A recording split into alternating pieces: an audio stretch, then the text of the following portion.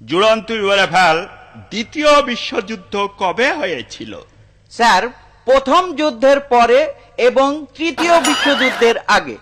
ফজা, জি sir. তোরও কি তাই মনে হয়? হ্যাঁ, তাই মনে হয়। মানে বাস্তব জিনিস তো মনে হবে নাকি? না মনে হবার কি আছে? ঠিকই তো বলছিস। ঠিকই বলেছ। হ্যাঁ ঠিক, প্রথম বিশ্বযুদ্ধের পরেই তো দ্বিতীয় বিশ্বযুদ্ধ হয়েছিল। এবার ভুল আছে নাকি? ঠিক তো? আচ্ছা চুপ কর, এটাও পারলি নে। শামসুল বানান কর তুই আঁকলি, সামনের চুল পিছনের চুল শামসুল। মানে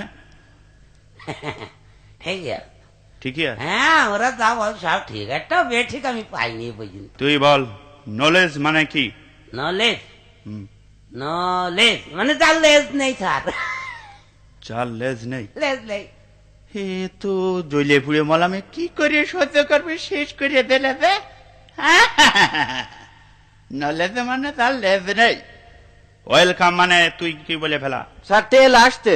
ওয়েল মানে তেল আর কাম মানে আসা। ওয়েলকাম, তেল আসতে। ঠিক বলছিস, তেল আসছে, তেল আসছে।